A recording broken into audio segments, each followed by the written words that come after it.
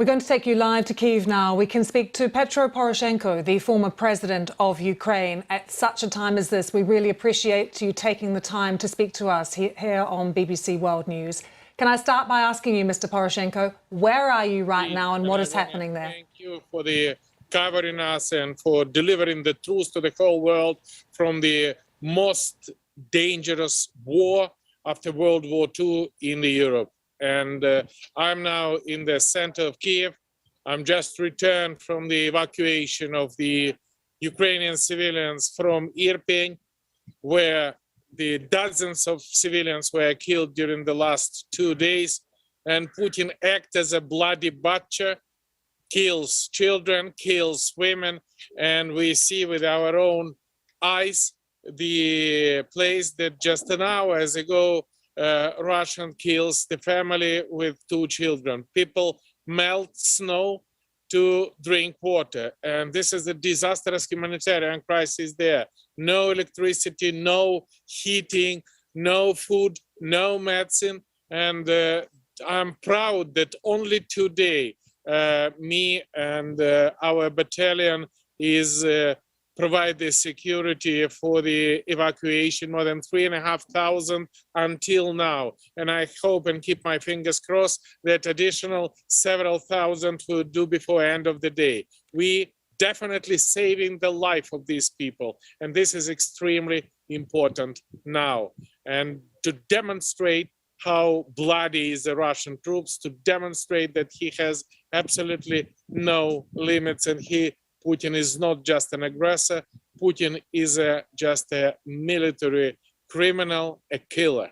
So do you believe that Russia will continue or honor these humanitarian corridors and the ceasefire that is in place in some cities right now?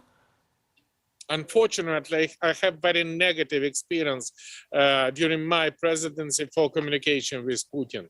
And this is my request to the whole world. Please don't trust Putin. Because Putin promised me many times humanitarian corridor, ceasefire, withdrawal of the Russian troops, and many things. None of them during the 5 years of my presidency, during the 8 years of the bloody war, Putin never keep his words. But at the same time, we should never give up and we should never be afraid of Putin. And Ukrainian united as a nation. I have several meetings with the President Zelensky, and we demonstrate that since 24th of February, we are different. And we are very much appreciated that the whole world now is united. Yesterday, we see the great session of the House of Commons. We very much appreciated sanction which every single day, while Putin is not stopping killing civilians, every single day, while Putin continue the attack against peaceful Ukraine, pressure on sanctions should be increased. If we start with the 10 Russian oligarchs who supporting Putin, then it put 90 oligarchs. Now it is 200 oligarchs.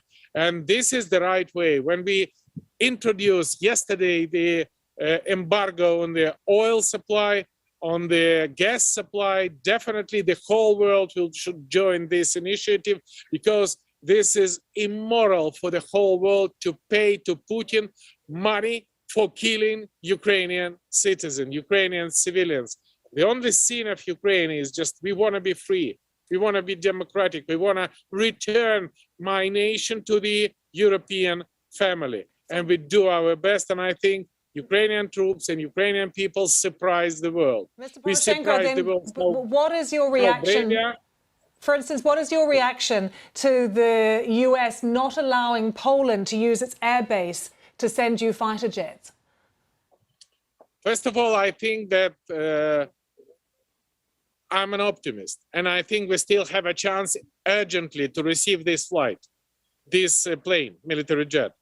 I think we absolutely necessary to close the sky, and this is with the interest of the whole world. This is not in the interest of Ukraine, because we want to close the sky above the nuclear power station, which nuclear contamination has no any borders. And tomorrow, if Putin will continue the attack on the nuclear power station, this is 10, 12 times more powerful than Chernobyl. And nobody knows where tomorrow appeared the nuclear disaster in Great Britain, in UK. And if you're afraid to attack Russians for closing the sky, please give it to us. We have one of the best pilots in the world. And the evidence of that is more than 50 Russian planes and more than 90 Russian helicopters, which for the 2 weeks are on the ground. And their pilots either killed or we have them as a prisoners of war. But and what do you say just remember. What do you say to NATO members who do not want to see a no-fly zone because they believe that will drag NATO countries into this conflict? Again, if it is non-compromise, non-consensus on the non-flying zone, give us the plane. If it is not given by NATO, give it on the bilateral position. Give it from Poland, give it from Slovakia, because everything of that, this is about humanity. And this is the test. You should every single day pass this test. Are you strong enough to protect humanity, to protect future? And can you imagine how difficult it is now? Could you explain now the children from Irpenia, from Kharkiv, from Chernihiv, who is second week in the bomb shelter without water, without food, without medicine? Could you explain the discussion about this? Ukraine should receive the old former Soviet Union plane MiG-29 or not? And I was very much appreciate that the people of US, people of UK, people of Europe, more than 60% supporting close the sky, and more than 85% supporting give Ukraine the plane. Please, and we are a democratic nation, and if people want that, do it as soon as possible. You'll know the worry is that this will escalate the conflict, because we've already had Dmitry Peskov in the past few hours saying if that happened, it would lead to a very dangerous scenario. But can I ask you, Mr. Poroshenko, about the talks that are taking place, the foreign ministers meeting in Turkey later today? There is this call from Russia that Ukraine become neutral and that Ukraine give up its calls to join NATO. Do you think that Kyiv, that President Zelensky should consider that in order to stop the bombs and stop the fighting? First of all, coming back to your previous question, NATO, please understand that. NATO is already involved in the conflict. Don't have any illusion. Point number two, Ukrainian here fighting for freedom and democracy and for NATO, making Russia weaker and making Europe safer, and paying for them the biggest price they can, their lives and their blood. We are here with the position of Russian troops several kilometers from this place where we broadcasting. And together with me, it was all the journalists from the whole world, including the BBC. They see how dangerous is it. And coming back to the this position, I just want to remind you, when I was elected as a president in the year 2014, when Russia attacked us, do you imagine, please, Ukraine was neutral. We don't have any NATO perspective. And this is not make it difficult for Russia to attack my country. That's why, please, don't follow the Putin trap. So you believe, but you do believe that Ukraine then could give up right into its constitution that it will not become or ask to become part of NATO? Look, would you be looking for security guarantees in exchange for that? I am the president of Ukraine who put in the constitution the future NATO membership. But I am fifth president, and today we have a President Zelensky. And I do my best to support the president of Ukraine and demonstrate the unity to give him the mandate for negotiation. And I hate the idea to make his position more difficult, because he should be strong with Ukrainian unity, strong with the Western military jet to supply it now.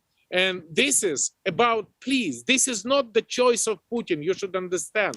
This is the choice of Ukrainian people and choice of the NATO member states. But Mr. Poroshenko, do you believe that if you gave up the right to join NATO, if you said you were a neutral country, that would be enough for President Putin? Because he's backed into a corner right now.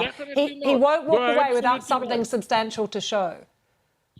You are absolutely right. This is not the purpose of Putin.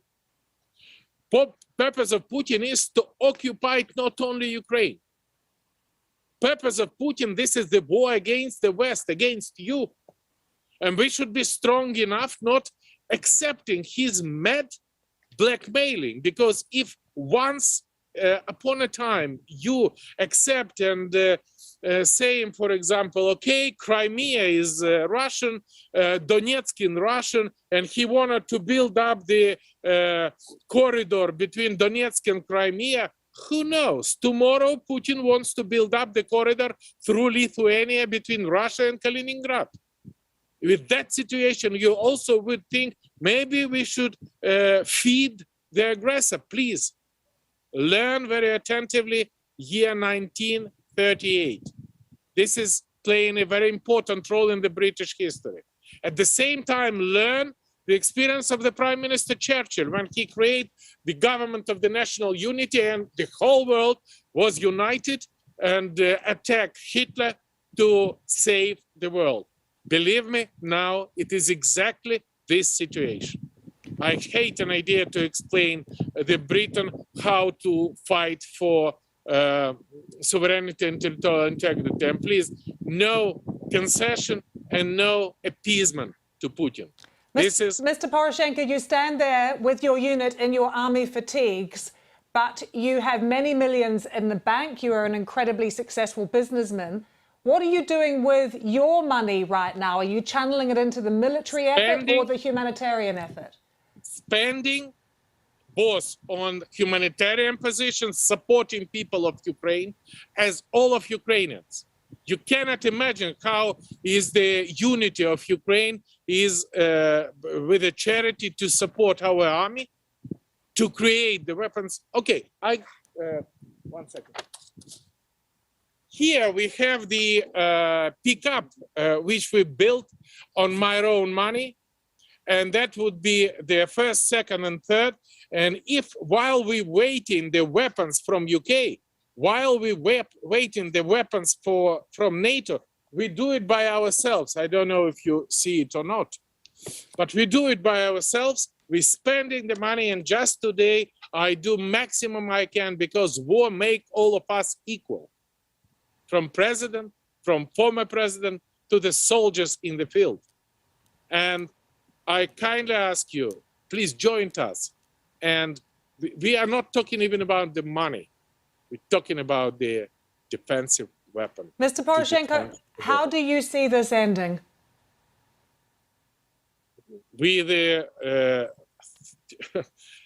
That's a good question, because I think how to say it in English.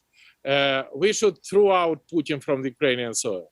And we have much stronger words in Ukrainian, which now start to be the mem. We win because truth is with us.